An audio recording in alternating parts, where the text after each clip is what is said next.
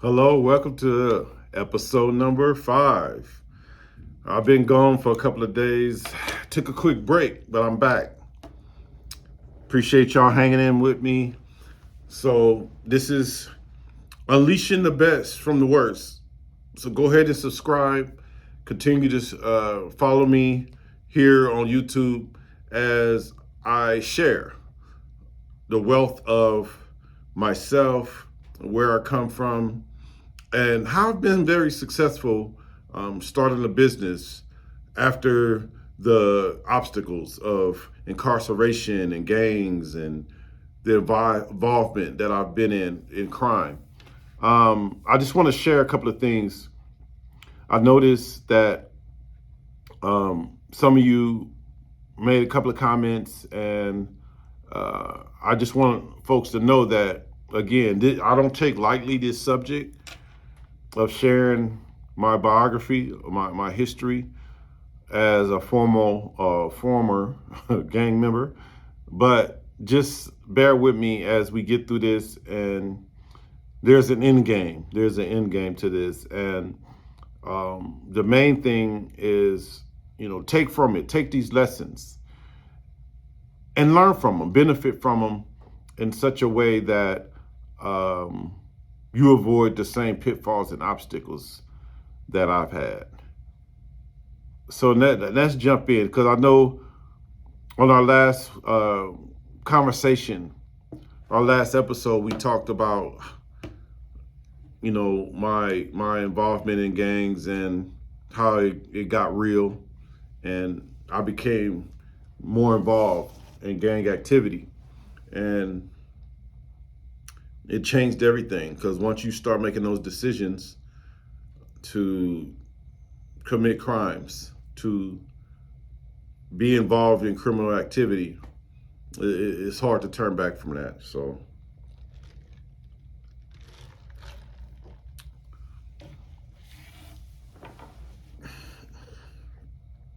it's tough, once you cross that line and you realize that I can't go back.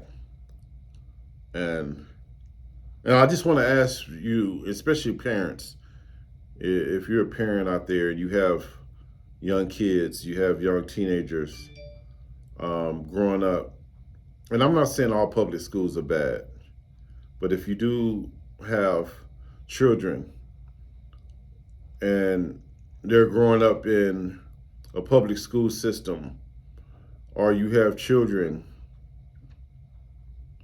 that are growing up in a community where there might be a gang activity.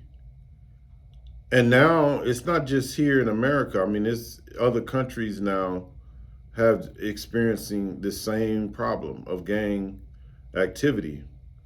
I'm using the word gang very loosely.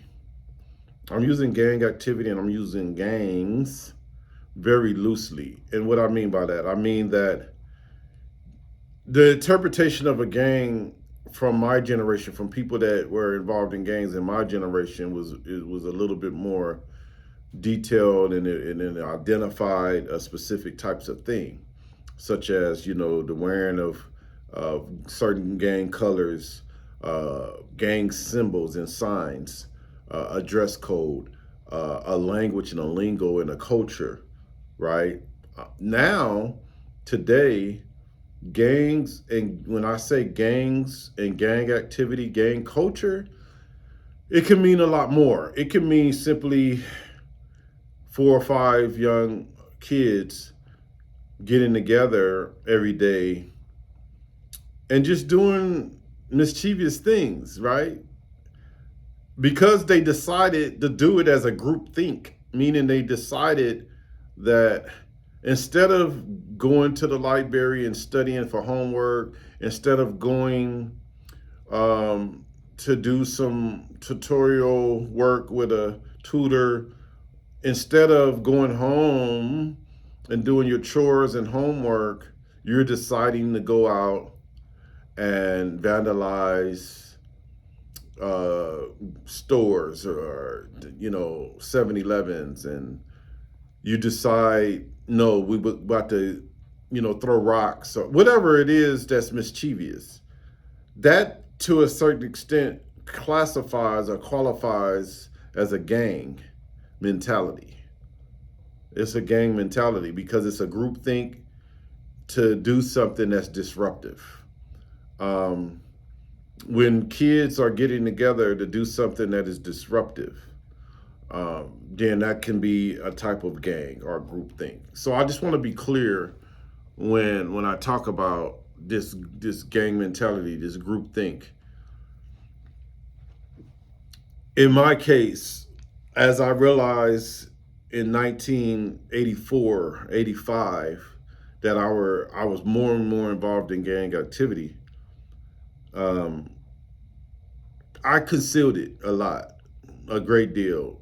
So even though the security guard from the school had came to my house and told my parents that I was involved in gang activity and what that represented and what that meant, I still tried my best to conceal it. And that's something that we do as kids. Um, so when we went to family gatherings, when we attended church events, community events, no one really knew I was involved in gangs other than the people that really knew me intimately, that were around me, all the time.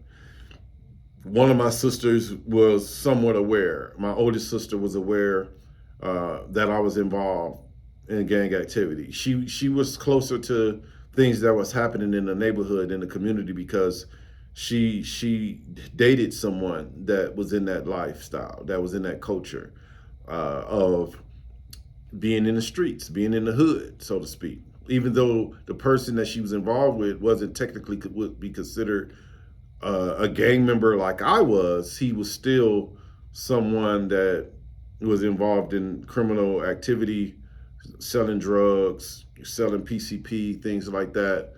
And so that got her a little bit closer to what was happening in the street, word on the street, so to speak. So she was aware that her little brother was involved in gang activity. But when we were all together as a family, when my father would and my parents would have events at the house, after Sunday dinners, things like that, church folk showing up at our house, no one knew, no one could detect that I was involved in gangs because I was sitting there as a good little boy, good little son, concealing that part of who I was. And as I did that, the realization that, hey, I could get away with this. I felt like, oh, okay, I could conceal this, live my double life. When they gone and moved on, I can go out through the back door, change clothes and put on my gang attire and be with the fellas, hanging out as I normally do, and nobody would know. And obviously, when you're involved in criminal activity, things are going to happen. Things are going to change. You're going to get caught up. There's going to be incidents that's going to happen where the law enforcement is going to be involved. They're going to show up at the doorstep. And that's what began to happen. It's starting to begin to happen. And now the first incident involved summer where all of the kids are out of school. It's just a hot summer day. Folks running around with their shorts on, riding bicycles. The kids are out. You know how it is in the summer. Music is playing, blaring in the air from radios. Back then, it was the boom box. We had the big boom boxes. Everybody had their new boom box that they had, and they were playing the music. They were playing the songs of the day, and it was summer. And we were at the parks, and one of our parks were, two of our parks in our community were known gang locations, hangouts. And certain parts of the park, the way gangs typically are, we isolate or designate certain areas within a bigger park where the gangs are concentrated. Sometimes it's near a restroom area or benches, some park benches with shade, or a tree under a tree that has a bench with shade. So that's typically what gangs do. We find an area where there's things where we can hide things, like a trash can, for example, nearby where we can stash drugs underneath the big brown, yellow trash cans, or grass patch that near a sprinkler hole where we can hide drugs or weapons. This is the mentality. So we're at this park, and it was one of those locations. In this case, it was near a swimming pool, the backside of a swimming pool. You had the front side and the back side. The front side was where the people from the public entered. The back side was like a back gate, and there was a bench, a park bench, a trash can, a tree, and a brick wall where you can, if the police come, you can hop over that wall and take off running through the park, or through the school, actually, which was a school at the time, Mark Twain Elementary, and another school, Seventh-day Adventist school, on the opposite side. So there's places you can kind of escape if the squad car were to come from, because they can only come in from that one side, and we could get away if that happened. And this particular case was a lifeguard was there, African American lifeguard. And it was kind of saying things that were being said, that this lifeguard was, messing around with the young kids, with girls. And these lifeguards, they were over 20, 30 years old lifeguards. We talking about older gentlemen, a couple of ladies, but it was mostly male lifeguards at this park. And this particular lifeguard, I knew he had to at least be in his early 40s, late 30s. The girl that I guess he was messing around with was our age. And at the time, I believe I was, just getting into high school, ninth, 10th grade. I was just getting into high school. And we noticed, we were sitting there doing our legal activity, drinking alcohol, drinking 40 ounces, Old English malt liquor. They give communities, like ours, the cheap alcohol in the liquor store. So we, gang members, especially South Central LA, were known for drinking Old English 800. That was the name of the beer. It was a malt liquor. And we sitting there drinking this malt liquor in the park. And, I had a little 22 pistol, Derringer. It was like a Derringer gun, little 2-shot gun in my pocket, because they were easy to throw, stash. One of my friends stole it from their grandfather's chest or something. We had all kind of ways we came up with weapons. And I happened to have the weapon. They gave it to me. So as we sitting there, we're looking at in the pool area, and we see this lifeguard talking to this girl. And we had a conscience. As gang members, if we saw something that wasn't right, it wasn't right. Even as a gang member, we consider ourselves almost like enforcers too. So we didn't like child molesters. We didn't like, pedophiles or rapists. We had mentalities that we consider ourselves almost like defenders of the community to a certain extent. And as I'm looking, and we're looking now, he looked at us and made a comment like, "What are you guys looking at? Like, what y'all looking at?" Got smart with us and said, "What are you looking at?" And we immediately responded and started calling him names, calling him a pedophile. Like, "What are you doing? Why are you talking to that young girl? She's my age." It went on, and he's between the gate, and we're on the outside of the gate. So I guess, I don't know if that was one of the reasons he felt tough or brave, but he knew he was talking to young kids. We were kids, right? So he actually tried to get tough with us and came outside the gate. Actually came outside the gate. And as we were approaching him, I guess to attack him, I recalled that I had the gun in my pocket.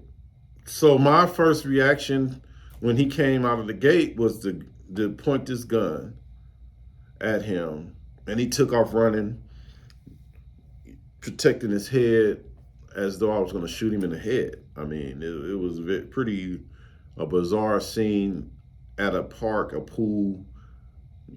Mind you, we got children in the pool. There's children in the pool. So that scene it was an ugly scene. And I'm not proud of that, even though I was a juvenile at the time. These are the things that occur on any given day.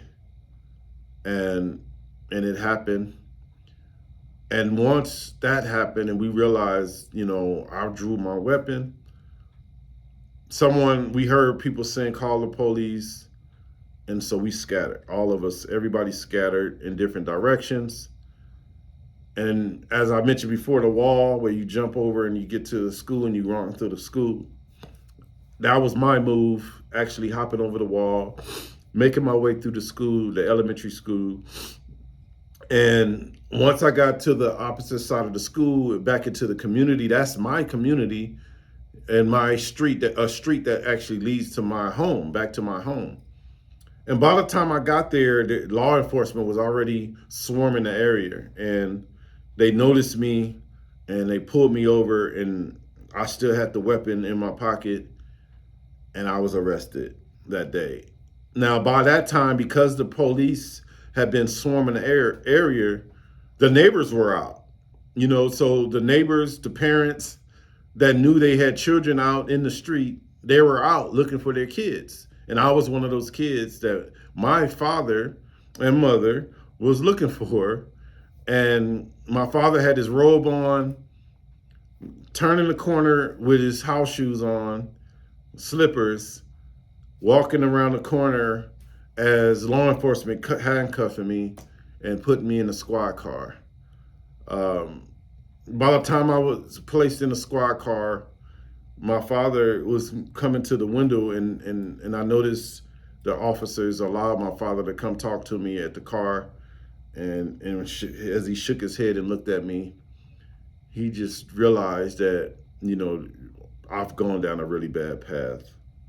And that path led to that was the gateway. That incident was the gateway to my life really taking a tragic turn. And really tragic turn of law enforcement contact, drugs, violence, gang shootings. It was all downhill. And this is another chapter of my life that I decided I wanted to share with you all today.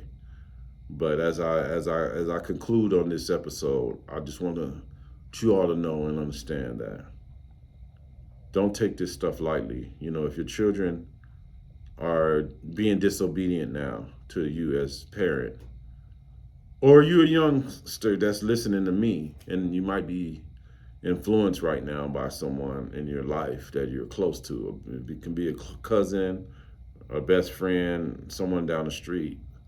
Remember, you have a choice. You have a choice to say, you know what?